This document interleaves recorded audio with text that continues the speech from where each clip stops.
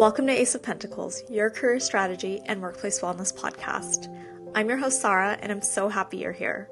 Join me every week as we investigate how people design and discover their way through their careers. Together, we'll explore the science of well-being at work and discover tools and strategies to help us do well and be well.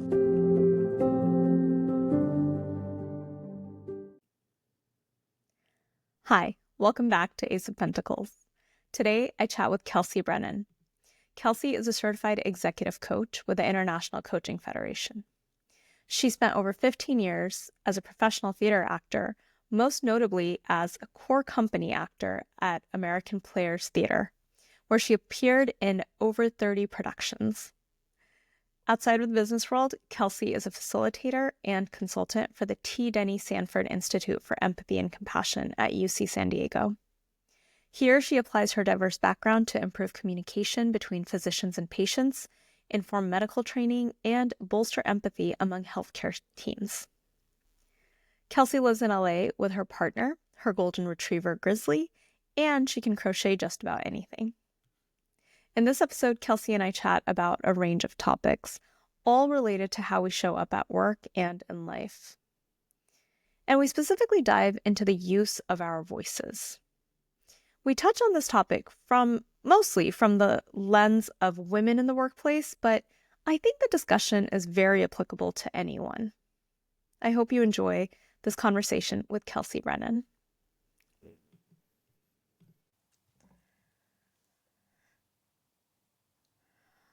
Hi, Kelsey.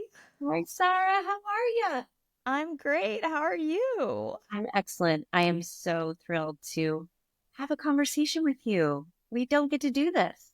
I know. I love this. I'm so glad. Kelsey Brennan, welcome to Ace of Pentacles. I'm happy you're here. Pleased to be here. Thanks for asking me. Yeah. I was so excited to have this conversation with you because, one, I think you have such a cool career and the career journey. And so I want to dig into that. And two, because you do something that I think is so valuable. Your career started off in acting, and you are now an executive coach, and you are a voice coach and a performance coach. And I want to dig into the topic of voices, but especially how we use our voices, and especially how us as women, as we move through the world and through corporate, through leadership and progressing in our careers, how we use our voices, how we're taught to use our voices, and how we can use them in better ways to further our lives. Yeah. So we're going to talk for 12 hours, yeah, about all that? Yeah, you blocked off time, right? Yeah, I cleared the day. Perfect. Here we go. Kelsey, I coach women. I'm a career coach and I coach women, and I've worked in corporate America. I've worked in very male-dominated industries and companies and cultures. And it wasn't until I took the course with you. I was taking this course with eCornell, and you were the voice coach, and it was about, executive presence and speaking and using our voices. And it wasn't until then that I really paused to think about my career and the ways in which my voice mattered, how I showed up with my voice and how I used my voice actually really mattered. And I just didn't even realize it. I was completely unaware of it. I think as women, we get almost like trained, conditioned, whatever you want to say, right? Like we're taught in a lot of ways, direct and indirect, to not use our voices, or to use our voices only when appropriate, like what are the circumstances under which we can use our voices and how we can use them. But our voices create the stories of our lives, and they create the stories of our careers. And starting from the moment that you are a candidate for a job, how you tell your career story matters. Yes. And then you show up, and how you talk about how you hold a meeting matters, and how you present yourself as someone who can be an executive and in a leadership position, that matters, right? And I think we just sometimes go through not even realizing how much that matters. Oh, well said. I love that you mentioned the stories that we tell around our careers. It's really important to be aware of the actual story that we're telling. Because it's the stories that we tell ourselves that create the foundation for limiting beliefs, or empowering beliefs. And if you can use those stories to hold up those empowering beliefs, then you're already taking a step forward into your leadership role.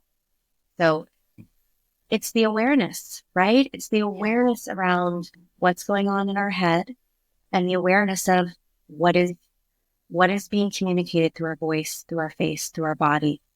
We have to be brave enough to examine it. And that's terrifying. It's terrifying. Oh, I know. I took a whole course with and I was scared every day. I was recording like 20 different versions of whatever I was going to say. And then I'd send it off and I'd be like, oh my gosh, oh my gosh, oh my gosh. And then I realized also during that time that I was doing that subconsciously at work all the time. Oh my gosh. What a great realization to have, Mm-hmm. through a healthy amount of pain. But you bring up a great point here, Sara, is that so many people are afraid of whatever you want to call it, presentation, public speaking, leading a meeting, being in front of people. And I think it's because when we get in front of people and we have something to say, it is a sharing of ourselves. It is a vulnerable space because we are asking people to look at our bodies, to listen to our voices, to assess whether or not they can trust us. And watching yourself, you become a subjective viewer of your own performance. And that can be so deeply, it can really shake your foundation in a big way. Oh, that's what I sound like. Oh, that's what I look like.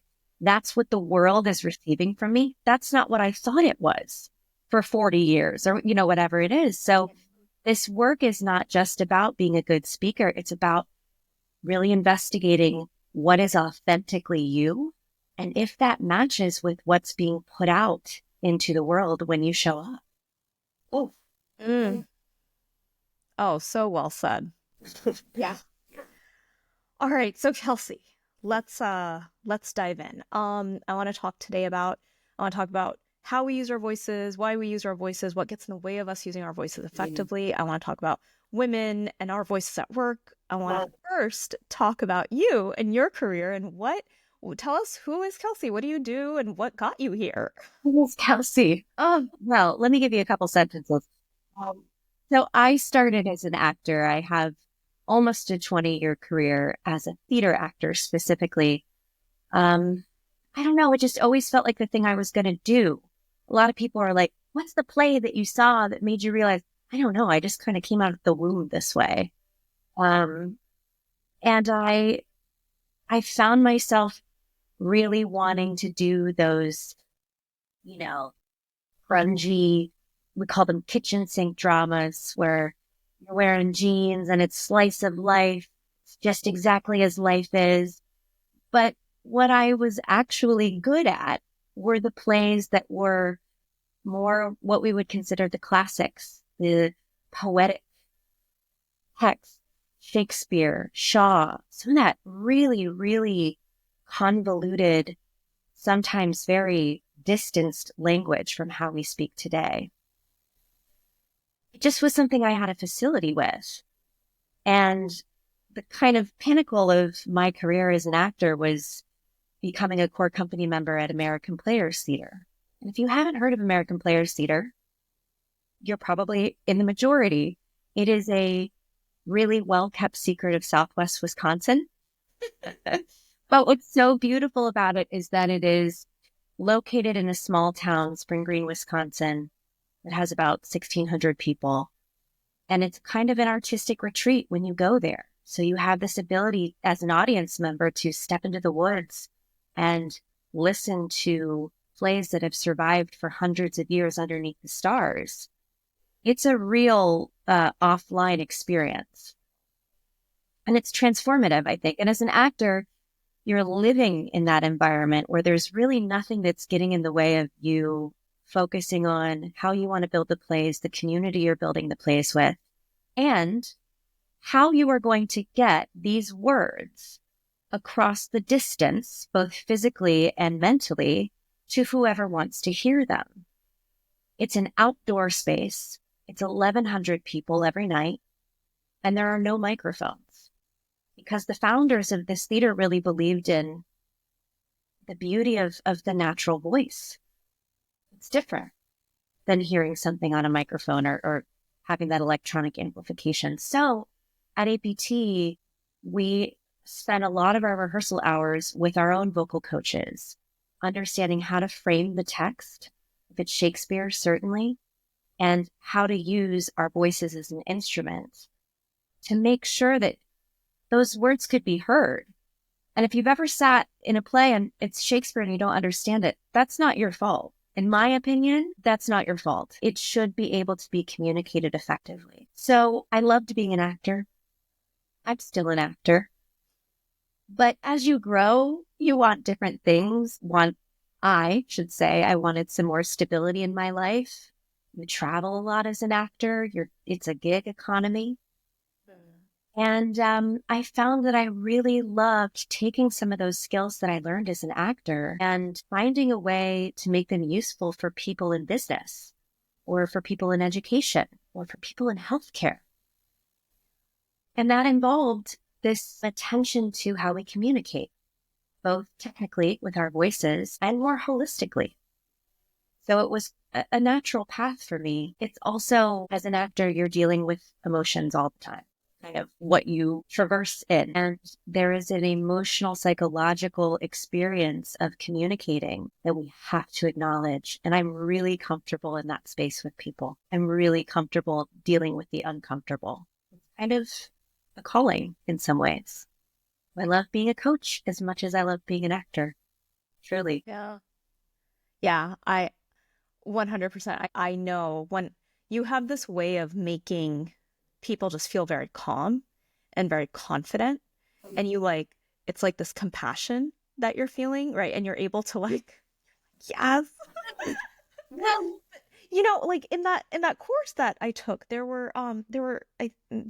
lots of other people, and I just feel like every time you showed up and you gave feedback, it was so I felt like, oh, Kelsey speaking to me. Like that is very, that's very empowering, and that's very you care for your client.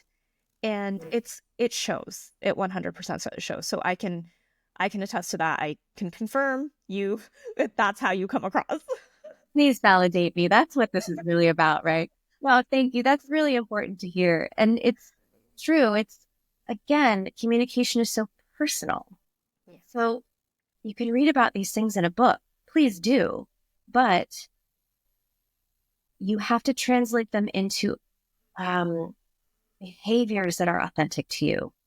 Each one of my learners or each one of my clients are deeply different individuals with a whole set of values and beliefs and experiences that are impacting the way that they communicate from day to day. We have to roll that into the mix. We have to, or else we're just teaching skills that are never going to be fully integrated into your work, into your life, into your relationship. Yeah. Kelsey, I think this is a good moment for me to ask, when does someone actually need a voice coach? When do you decide, what happens to you? You're like, oh, let me go find a voice coach. Yeah. Well, what happened to you? Well, I mean, I was really scared about launching a podcast. But not everyone's out there trying to launch a podcast. Yeah. Yeah. I think that people come to me at different points in their careers, certainly. Sometimes it's when something terrible happens and they give a keynote or they have a slide deck and it just ruins their day. And they need to recover from that experience because they never want it to happen again. Sometimes people have an experience where they really like being up there and they want to know how to leverage that feeling and how to validate those experiences. Because some people do like this, believe it or not. But I think the most common is when people are experiencing growth in their careers. They find themselves, oh my gosh, I suddenly have 30 direct reports and I want to influence and I want to inspire and I want to create trust. Believe it or not, your voice is a huge part of how we communicate. And so I think anytime you have an event, you have internal conversations, you have customer-facing conversations, you have teenagers at home.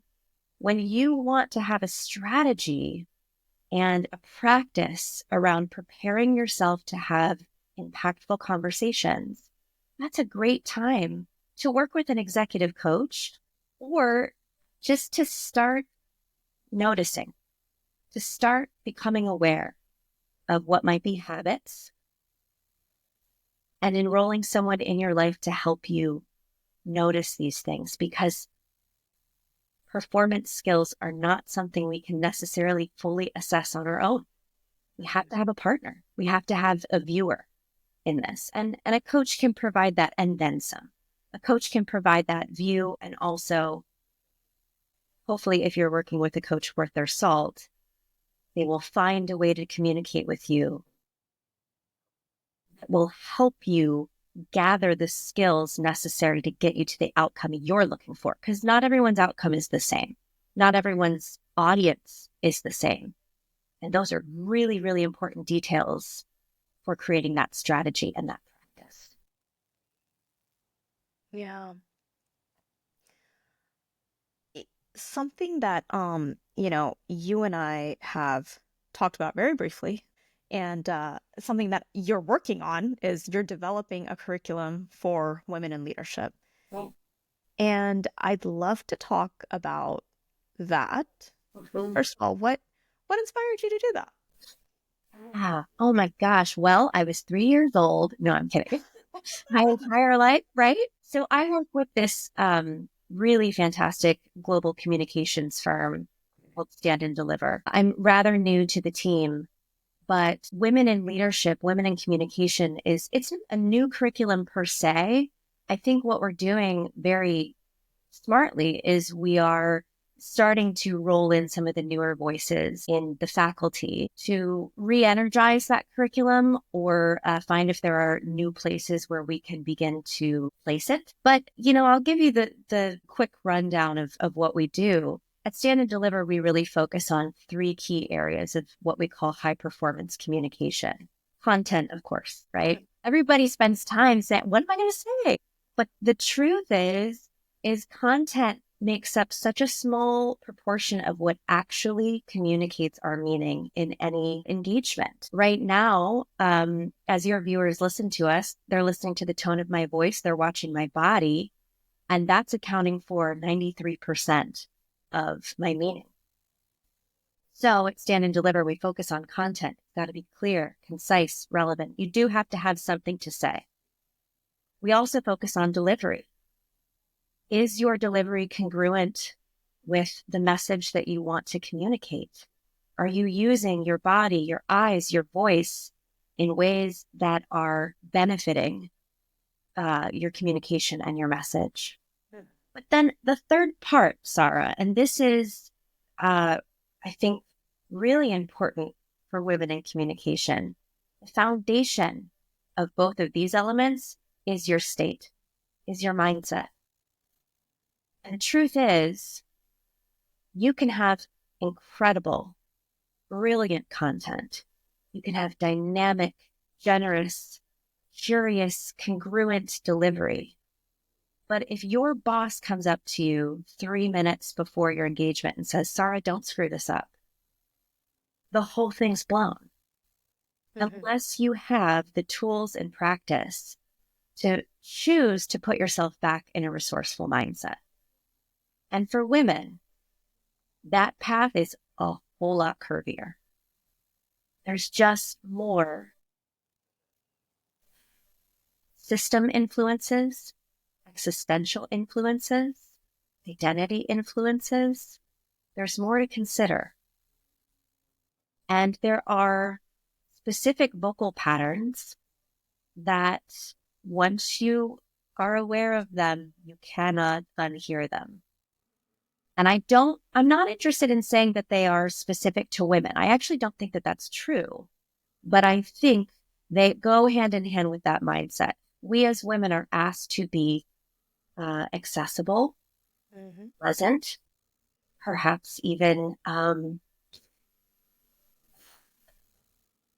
diminutive at times. And we communicate that with our voices in patterns, in technical patterns. Watch any reality show and you will hear them. So there are things that we can do both in preparing ourselves to take that position where people are seeing us in our mind, as well as in our physiology, and in our instruments. And then at the end of the day, I've been thinking about this. I think it's important to explore these things among men, actually. But perhaps first we find ourselves in a place where we can have richer conversations with more psychological safety. We can disagree with one another. We can kick the tires of this because it's certainly not across the board.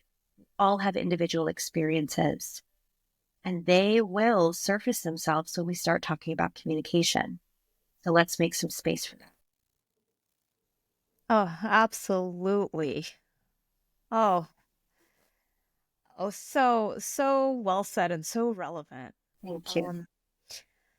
Yeah, I got chills as you were speaking because it's a very real lived experience. You're a woman and you get up there and all of a sudden it's like, do I seem friendly enough? Do I seem nice enough? Do I seem approachable enough? And then it's like, oh, like, am I being strong enough? Am I being like, am I in this position? And have I earned this position? Like your self-worth comes into it and doubt comes into it. And like what your boss just said comes into it. But then what your, mom and dad told you when you were 5 years old also comes into it. So Oh my God.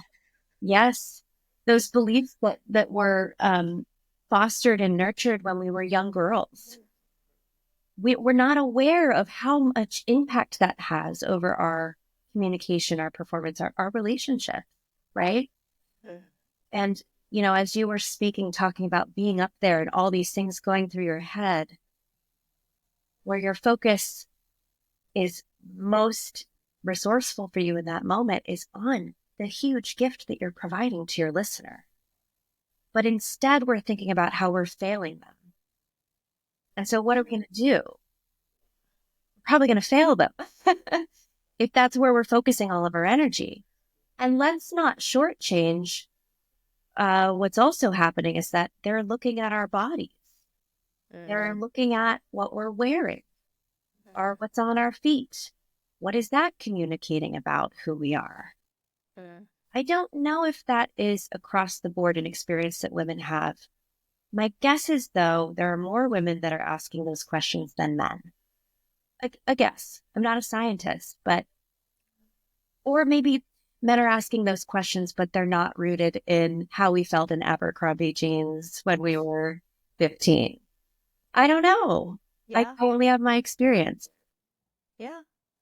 I think you're right. I mean, it's also a guess, but I mean, we're both women, like, I do think there's a lot more emphasis culturally, right, on how a woman should look. What do you like? I get these Instagram ads, like it's all, oh my gosh, the Instagram ads. But I get these Instagram ads of like, I'm about to turn 40, and so now all of a sudden the Instagram ads are like how to dress in your 40s and also look like an executive and also look like approachable. And I wasn't thinking about my wardrobe 5 minutes ago, but now I'm like, what am I wearing? Like, what's in my wardrobe? Yeah. No, the answer to that question is, but I think that we begin to ask that question by examining how our wardrobe makes us feel. Makes us feel. And of course, that's going to include what we think other people see. But that is not something to disregard when we're showing up. It's just not. We want to be in a state of mind, emotionally and psychologically, that supports all of the incredible preparation that I bet we're doing, right? And so, what's a strategy for that? We have to develop strategies and practices. And one of the reasons that someone like me is a performance coach is because actors and athletes have these practices. If you watch Serena Williams, before she serves, she bounces the ball 5 times, I think, only on the first serve, or it's something like that. It's some anchor that she's given herself that is only for her. It's not going to guarantee that she serves well. It doesn't communicate anything to her opponent or the audience. Do they call it an audience in sports? Crowd. Crowd. But it sends a message to her brain that says, game on, girl. And so we've got to create those for ourselves. And actors do that because that's part of the gig. And athletes do that. We can't forget that this is a mental game as much as it is about our voices and about our slides, right? Yeah. Yeah. I remember when I was taking this class with you, I was so stressed out about not being able to memorize things. That was my biggest thing. I was like, but I don't like if there's one word that I forget and then like everything goes. And you gave me a really good tool for that. Do you mind sharing that? Oh, which one? Was it phrase memorization? What was it? Yes. So it was like mapping out kind of like the key points in your delivery. Yeah. I think people memorize wrong. And I say that also believing that there's no wrong way to do things. But I think we're not memorizing in a way that is most helpful for us as speakers. It's not about knowing every word you're going to say. It's about knowing the key points that you're going to hit. And so let's say you've got 5 chapters. What are the chapter titles? What are the things you know you want to say? And then allow the interstitial moments, the map that guides you from this trailhead to this part of the trail to this part of the trail, to remain loose and agile. Because then you won't fall into that place of, oh my gosh, I said the wrong word. And your body freezes and you stop breathing and your anxiety gets triggered. It will already be triggered. But give yourself some freedom to remain present in the moment while also having guideposts or touch points, right? That can really keep you on the path if you do stray. And you were great at that. I'm really glad that that worked for you. Thank you. It did. It helped me a lot. And I noticed afterwards that it actually helped calm my anxiety around it, which was super helpful. Kelsey, I love how you show up so authentically, and I can tell that that's part of your practice with your clients. You help them understand like what is authentically you and how do you show up. One of the ways that you started, I think the class was pinpointing, here's what your superpower is for every student. And you worked from there, and you kind of always brought us back to this is your superpower. How do you bring more of this to your delivery? And how do you bring more of this to your presentation? So one thing that I wonder about is here, especially in the United States, like we're such a diverse, group of people and corporate especially. And we're very, a lot of companies want to promote women and promote women of color and, and bring that diversity. How does one, and culture, I think communication is so cultural, right? Our voices and how we use our voices is so cultural. Yes. How does someone navigate that path? Like, how do we show up authentically and bring our culture and our authenticity that's rooted in our culture to this leadership role, to this, presentation, to this, keynote, whatever it is, while also it's almost like you have to somehow assimilate on some level and communicate, because your audience is hearing you and they might not be from your culture. So how do you navigate that? Oh, wow. That is such a deep question, Sara. It's a wonderful question. I don't know if I'm going to have the answer to it. What I've experienced is you have to create trust. And I think you create trust by sharing yourself generously. That is not a simple thing, and it is not a safe thing necessarily. You may show up authentically, and you might have leaders telling you that it's inappropriate or it's not effective. I don't know what the answer to that question is, other than when we work on communication, we can work as individuals, but there is so much to be gained from working as a team and working as a team across function. At Stand and Deliver, we don't say, okay, the CEO sits over there and the junior executives go in this room and we're going to work on this based on status. This has to be a global conversation, but I hate to think that anyone thinks that they can succeed by standing up there and pretending to be someone that they're not.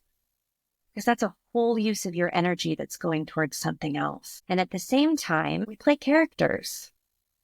The Kelsey that's showing up right now, speaking about women's voices with Sara, is not the Kelsey who's going to go watch a documentary on a couch with Eric, her boyfriend, you know? So what are the most resourceful parts of ourselves that we can share and build rapport with that audience? Because if you let them know that you care what they're experiencing as your audience, they will give you so much back. They will give you so much generosity back, as long as you're creating a dialogue. So I think it comes down to being able to risk that they will not like you. Okay, so like basically the hardest thing. Great. Okay. You asked the hardest question there is, and I've given you the hardest answer, which is sharing yourself, knowing that you might not be liked. Oh, okay. Well, I thought that was going to be an easier answer, Kelsey. Read this. Steps 1, 2, 3, cultural humility, and right. Also, they might just not like you. So, like, okay. Like you and fine. Now if they're a client, yeah, that's complicated. You can't just say like they don't like me, who cares? You might have to sacrifice some of your self, right? But hopefully you can find a place where you let them know you are listening, you are hearing them, and that you are intending to communicate something very generous. All a gift. For sharing ourselves, that's a gift before we even step onto that stage. Yeah. I like that. I like that reframe a lot because it's like you're giving a part of yourself. You're giving these people a gift, right? But you're also this opportunity is a gift as opposed to thinking about it like, oh, I have to be perfect and there's all this anxiety around it. Yeah. I had a beautiful, wonderful mentor coach who said to me, you are not responsible for their experience. Mm. And I think that that is applicable in certain contexts. Of course, I think you are responsible for a lot of what you put in front of them. You can't control what they're going to walk away with. You just can't. The best you can do is let them know that you have generous intentions and you're curious about what they think. They might suck. Yeah.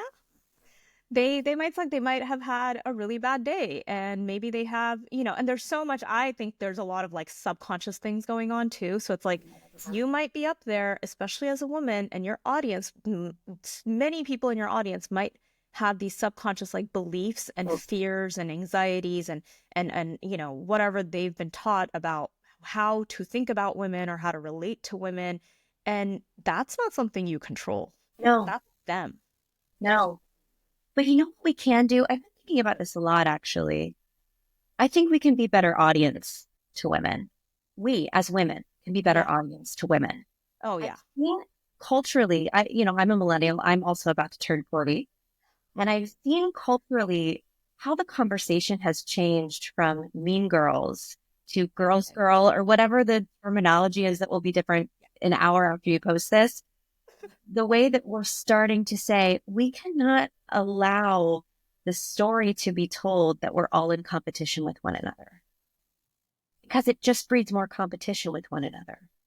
So if you're in the audience or if you're in a meeting with another woman, engage in empathy, listen, advocate, support, interrupt. If someone is um, inappropriately reacting. Mhm. Find yourself in a place where you can be the audience that you hope for. Oh, There's a good way to do that. oh, I love that. Be the audience you hope for. That Yeah. right there. And I think like that goes for women, but also just like any person that's watching someone speak or watching, someone like a podcast or watching, if someone's putting themselves out there, like that's a gift. To your point, like that's a gift. And it's cool that they're putting themselves out there. Like let's lift them up. Let's support them. Let's cheer them on. Yes. Imagine the energy and the fear that goes into that. Can we be a support to that? And look, that's on men too. I love men. I'm a lover of men. And part of the way that we um, infuse this engine of women's voices, the culture of womanhood, is by employing the men as well. Absolutely. We have support. And I think they're game. I think a lot of them are game. Yeah, I think so too. I think what hurts the cause though is where we go after them and we're like, Um, well, we're like, all of a sudden, I love that you said that. Like, I'm a lover of men. I am a lover of men too. I think we should all just be working together on these issues, right? I think it's very, I think, especially in some parts of our culture, especially in the corporate world, it almost becomes like a us versus them. yeah. And I don't know if I like that because it's very, like, I understand there are problems. There are systemic problems. There are, cultural issues, but I think we get a lot more working together. There's a book that I always recommend to people. But what's funny is I always recommend it to women, and it's called Machiavelli for Women. And I'm always like, Oh, you should read this book. It's such a great book. And one day I was like, wait a second. This book is all about how corporate life is really unfair to women. You know who should read this book is men. yeah, Like, why am I only recommending it to women? completely. Completely. Yeah. Yeah, I think a lot of it is about bridging that gap. Right.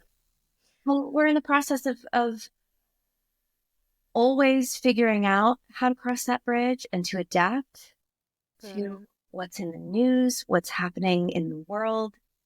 We have to remain agile and we have to find partners because you're right. We can't chase after a cause that is hopeless. Yeah. Kelsey, you work with all people, but Too. you're a coach to women too. And I'd like to hear from your perspective. Actually, this might be, I was thinking about this question, but I was going to ask what gets in the way of women using our voices effectively. And we've talked about a lot of that, but maybe this is a moment where we can bridge that gap. Hey, Um, hey. yeah. So what what is a shared concern? Like what is a shared experience that men and women tend to have around how we use our voices and the anxiety around that? Like what are some of the some of the the ones that pop up the most in your experience? So I want to answer this question in terms of kind of in two different categories. One is more holistic, and then I would love Sarah to talk about the technical, what is actually happening that's getting in the way of our communication with our voices specifically. And it is both men and women. But I think the effect has more impact when it's women. Maybe I'll just start there if that's okay. Yeah, absolutely. One of the things that I find myself coaching away from is upspeak. And upspeak is when we make a statement sound like a question. Mm. And I just, in case you weren't following, I was just giving an example, right? Once you become aware of it, you will hear it everywhere. It is not only women who do this, but it is predominantly women who do this. And I think it's because what we're trying to communicate when we talk in this way, where everything goes up at the end of the sentence, is that we are accessible and there is flexibility there's availability. I'll go even so far as to suggest that it makes us a fun girl when we do this, right? It makes us small. It makes us small because what it actually communicates is I may not really believe what I'm saying, or I'm probably not right. Like, here's an opening. You should give me some feedback. Like, yeah. Exactly. And I tend to coach mostly millennial and Gen Z women who do this. It's something that has been normalized in our culture. And it's in certain contexts, go for it. Like if you're at the bar having a conversation and what you want to convey is that you're fun and available, go for it. But if you're trying to motivate your direct reports, you need to make sure that your statements are statements. Your definitive statements aren't questions. That's about pitch. So just become aware as you're listening, as you're watching TV, as you're speaking, if you are inserting inquiry into your communication when there's no inquiry necessary, that it's a statement. The second thing that happens is we stop speaking before we're done speaking. And the vocal energy that we need to get us all the way to the end of the thought, because what's at the end of the thought is important, just gets shortchanged. So we do this thing where we're like, Sara, I'm so excited to be on your podcast. I have a lot of important things to say. And it just drops out at the end. And what's so ironic about it is in the English language, most of the time, the important piece of information, I'm about to do it, is at the end of the sentence. And so we're almost communicating that you don't really need to listen to me. I'll be done in a second. I'm gonna just let things kind of be suggestions, right? It's another way that we allow our communication to have less impact and instead default into being easygoing, not a problem. Yeah, I'm not important. Yeah. My ideas aren't important. I'm not important enough. You don't have to listen to me. You don't have to listen to me. And also, I don't want to take up too much of your time. I just want to make suggestions. We have so much more to say than that. So making sure that our statements are statements. Yeah. And making sure that we are committing to speaking all the way until we're actually done. That's really hard to assess for yourself, which is why I always say you're going to have to partner with somebody. You don't have to hire a coach. You might need to ask a colleague, hey, next time we're in that team meeting and I speak up, will you tell me if I'm doing these two things? Scary. Yeah. But you have to have someone who can objectively observe how you're communicating and how it's coming across. Yeah. And I'd like to add on to that. I actually do think it's very important to work with a coach on that specific thing. And the reason why I think that is because if you're asking a colleague and they're not hearing it because they're also conditioned to not hear it and they do it, but they don't recognize it because they also do it, I think you're doing yourself a disservice. Absolutely. That is a potential downfall, certainly. And I love this notion. This is not mine. I should figure out where it comes from. But this notion that communication is best measured on the receiving end. It's not so much about what you think you sound like. Well, I think I'm speaking loudly enough. I think my pace is generous and allowing my listeners to process. And you may have experienced this. Then you watch the video or you talk to someone in the audience and you realize that the received experience is much different. So Sometimes a colleague can fail to notice technical specifics. Certainly they don't have a trained eye or a trained ear, but it's always valuable to know, what was your experience when I spoke up? Did I seem confident to you? Was I going too fast? Those are things that I think everybody can comment on. What was your experience of my performance? What did you walk away with? What was the point? What did you think I was talking about? Yeah. Yeah. That's a really hard question to ask and be ready to get that feedback. Yes. Yes. Yes. Part of communication and part of investing in some type of training with your team at Stand and Deliver certainly is that you're not only receiving skills and coaching and experience, you're also learning how to create a culture of feedback. There is language around feedback. It's not just, Sara, I didn't like it when you did this. That's not going to have impact on you. Finding, when you said it this way, I really appreciated it. It made me feel like this. And then also, I recommend that you don't even need to say this and this and this and this. Everyone's going to have a different experience, but finding a way that we can give and receive feedback in the moment, in the context that we're in, that's gold too. And that's another benefit to doing this work in community. Yeah. Completely agree with that. And I also think that there's so much value in going back and doing it again and again, and that practice, right? But what's interesting to me is in these, especially in the corporate world, like if you mess up once, sometimes like you don't get that opportunity again. Right.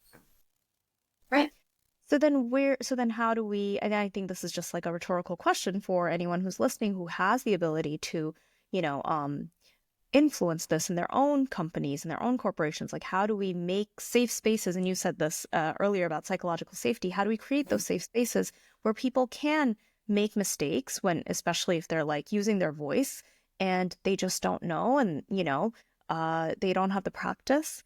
And then we invite them again. We give them that feedback. We learn how to give them that feedback to make them feel safe and then invite them back to try again.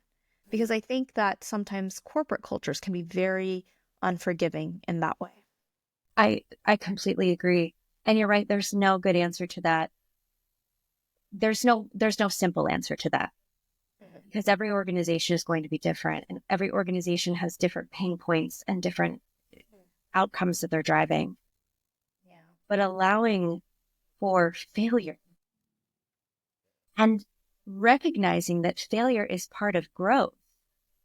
What a missed opportunity to process that failure as a lack of something. You've probably heard this. If you're not uncomfortable, you're not growing. Yeah.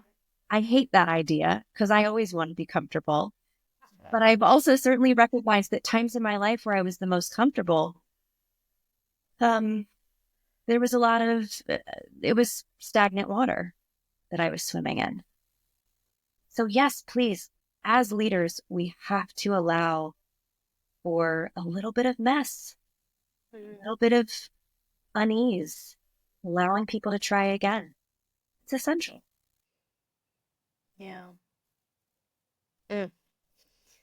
Such a fun conversation. I'm so glad we're having this conversation. Me It's too. such an important one. Kelsey, as we look to kind of wrap up this conversation, I'm coming over after this for coffee. We're just gonna. Okay, great. Yeah, just come on over. This is now the Kelsey and Sara show. You can tune in every day.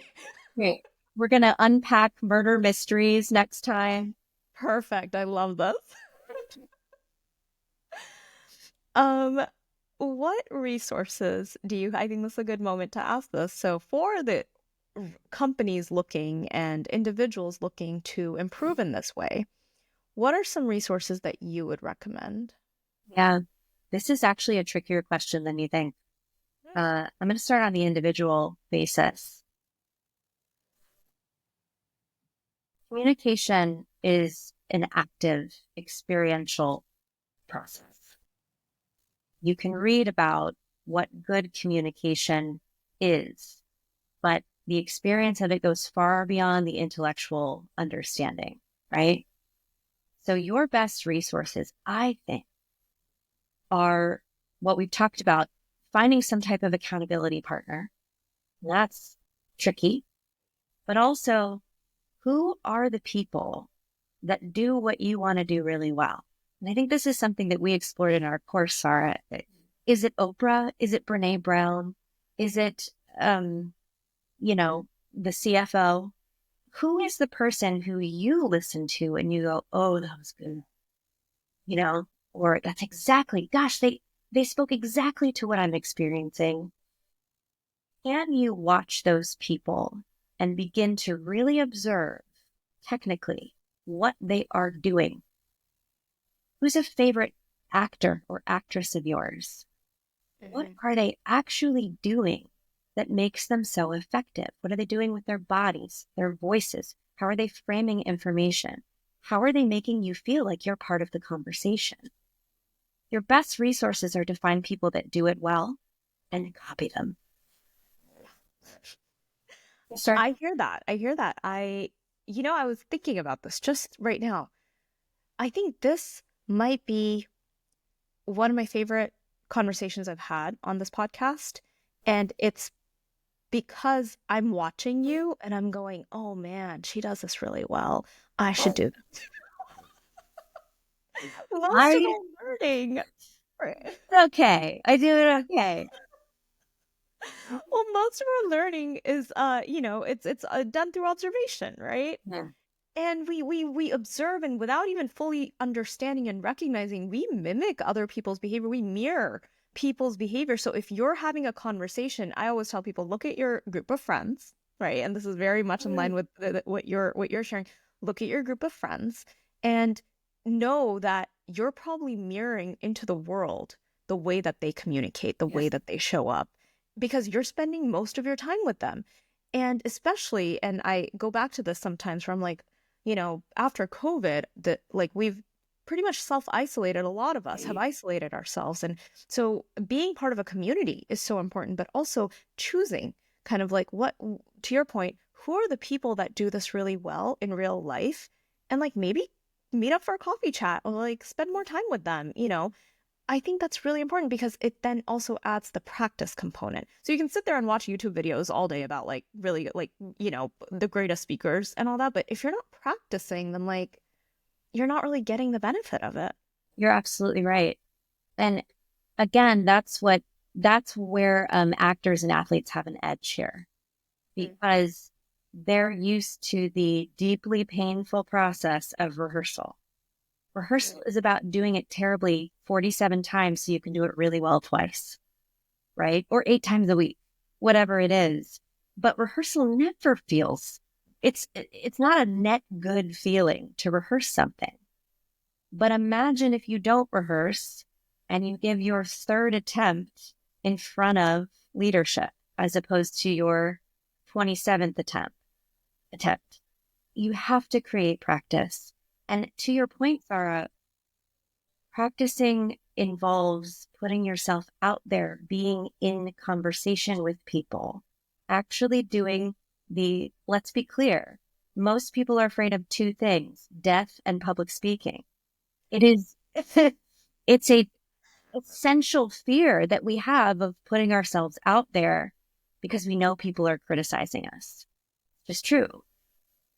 So be bold and be brave enough to step into that scary thing and do it in partnership.